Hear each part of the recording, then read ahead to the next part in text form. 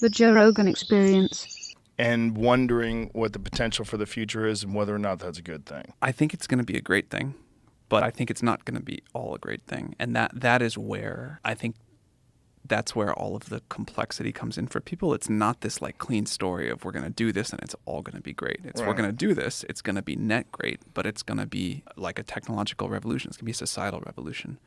And those always come with change. And even if it's like net wonderful, there's things we're going to lose along the way. Some kinds of jobs, some kind parts of our way of life, some parts of the way we live are going to change or go away. And no matter how tremendous the upside is there, and I believe it will be tremendously good, there's a lot of stuff we got to navigate through to make sure. That's a complicated thing for anyone to wrap their heads around, and there's deep and super understandable emotions around that. That's a very honest answer.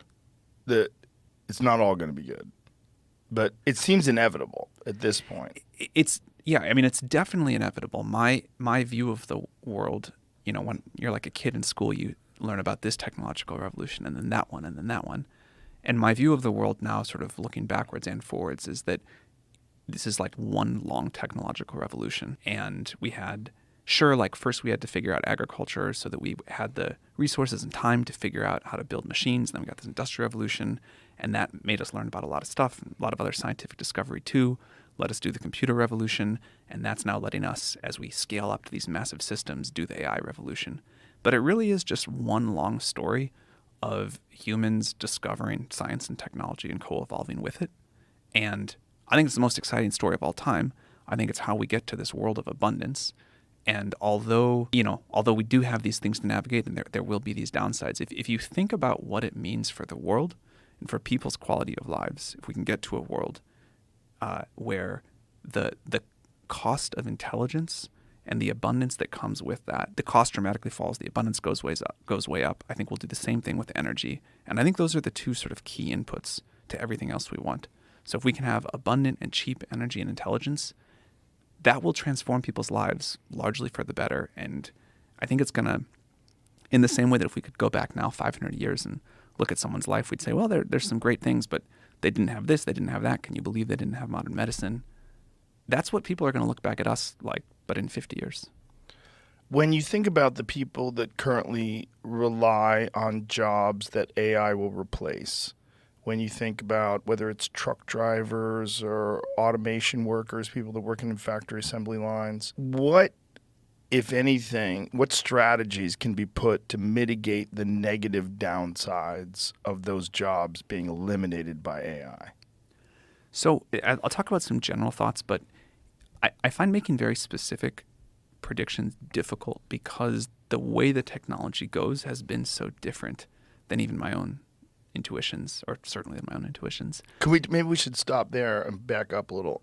What were your initial thoughts? If you had asked me 10 years ago, I would have said, first, AI is going to come for blue-collar labor, basically. It's going to drive trucks and do factory work, and it'll handle heavy machinery. Then maybe after that, it'll do like some kinds of cognitive labor, but not. It won't be off doing what I think of personally as the really hard stuff. It won't be off proving new mathematical theorems. It won't be off, discovering new science. It won't be off writing code. And then eventually, maybe last of all, maybe never, because human creativity is this magic special thing. Last of all, it'll come for the creative jobs. That's what I would have said. Now, it looks to me like, and for a while, AI is much better at doing tasks than doing jobs. It can do these little pieces super well, but sometimes it goes off the rails. It can't keep like very long coherence. So people are instead just able to do their existing jobs way more productively. But you really still need the human there today. And then B, it's going exactly the other direction. It could do the creative work first, stuff like coding second. They can do things like other kinds of cognitive labor third.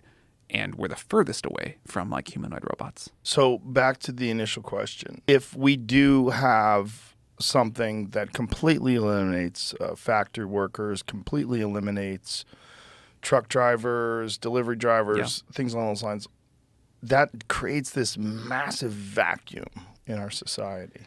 So I think there's things that we're going to do that are good to do but not sufficient. So I think at some point we will do something like a UBI, or some other kind of like very long-term unemployment insurance something. But we'll have some way of giving people, like redistributing money in society as a cushion for people as people figure out the new jobs. And maybe I should touch on that. I'm not a believer at all that there won't be lots of new jobs. I think human creativity, desire for status, wanting different ways to compete, invent new things, feel part of a community, feel valued, that's not going to go anywhere. People have worried about that forever. What happens is we get better tools and we just invent new things and more amazing things to do. And there's a big universe out there. And I think, I mean that like literally, in that there's like space is really big, but also there's just so much stuff we can all do if we do get to this world of abundant intelligence where you can sort of just think of a new idea and it gets created. But again, that doesn't, to the point we started with, that doesn't provide like great solace to people who are losing their jobs today. So saying there's going to be this great indefinite stuff in the future, people are like, what are we doing today? So I think we will, as a society, do things like UBI and other ways of redistribution, but I don't think that gets at the core of what people want. I think what people want is like agency, self-determination, the ability to play a role in architecting the future along with the rest of society, the ability to express themselves and create something meaningful to them. Also, I think a lot of people work jobs they hate, and I think we as a society are always a little bit confused about whether we want to work more or work less. But somehow we all get to do something meaningful, and we all get to play our role in driving the future forward. That's really important. And what I hope is as those long-haul truck driving jobs go away, which, people have been wrong about predicting how fast that's going to happen, but it's going to happen. We figure out not just a way to solve the economic problem by like giving people the equivalent of money every month, but that there's a way that, and we have a lot of ideas about this, there's a way that we like share ownership and decision making over the future. A thing I say a lot about AGI is that everyone realizes we're going to have to share the benefits of that, but we also have to share like the decision making over it and access to the system itself. Like I'd be more excited about a world where we say, rather than give everybody on Earth like 1/8 billionth of the AGI money, which we should do that too, we say you get like 1/8 billionth of a 1/8 billionth slice of the system. You can sell it to somebody else. You can sell it to a company. You can pool it with other people. You can use it for whatever creative pursuit you want. You can use it to figure out how to start some new business. And with that, you get sort of like a voting right over how this is all going to be used. And so the better the AGI gets, the more your little 1/8 billionth ownership is worth to you. We were joking around the other day on the podcast where I was saying that what we need is an AI government. We should have an AI president and have AI just run make all things. the decisions. Yeah, have something that's completely unbiased, absolutely rational, has the accumulated knowledge of the entire human history at its disposal, including all knowledge of psychology and psychological study, including UBI, because that comes with a host of pitfalls and issues that people have with it. So I'll say something there. I think we're still very far away from a system that is capable enough and reliable enough that any of us would want that. But I'll tell you something I love about that. Someday, let's say that thing gets built. The fact that it can go around and talk to every person on Earth, understand their exact preferences at a very deep level, how they think about this issue and that one and how they balance the trade-offs and what they want, and then understand all of that and like collectively optimize for the collective preferences of humanity or of citizens of the U.S., that's awesome. As long as it's not co-opted, right? Our government currently is co-opted. That's for sure. We know for sure that our government is heavily influenced by special interests. If we could have an artificial intelligence government that has no influence, nothing has influence on it. What a fascinating idea. It's possible. And I think it might be the only way where you're going to get completely objective, the absolute most intelligent decision for virtually every problem, every dilemma that we face currently in society. Would you truly be comfortable handing over like final decision making and say, all right, AI, you got it from here? No, but I'm not comfortable doing that with anybody. Right. I mean, I don't. Right. I was uncomfortable with the Patriot Act. I'm uncomfortable with Totally. many decisions that are being made. It's just there's so much obvious evidence that decisions that are being made are not being made in the best interest of the overall well of the people. It's being made in the decisions of whatever gigantic corporations that have donated to and whatever the military industrial complex and pharmaceutical industrial complex and then just the money.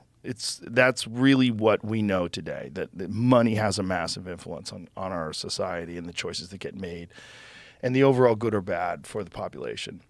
Yeah, I have no disagreement at all that the current system is super broken, not working for people, super corrupt, and for sure, like, unbelievably run by money. Yeah. And I think there is a way to do a better job than that with AI in some way, but and this might just be like a factor of sitting with the systems all day and watching all of the ways they fail. We got a long way to go. A long way to go, I'm sure.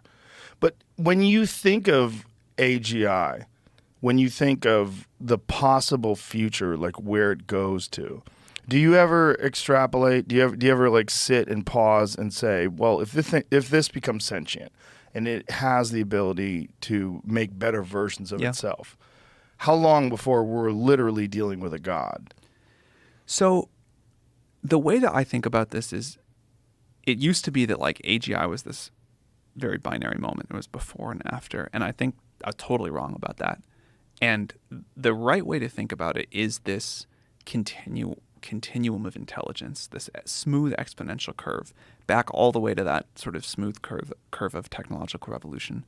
The amount of compute power we can put into the system, the scientific ideas about how to make it more efficient and smarter, to give it the ability to do reasoning, to think about how to improve itself, that will all come. But my model for a long time, I think if you look at the world of AGI thinkers, there's sort of two, particularly around the safety issues you're talking about, there's two axes that matter.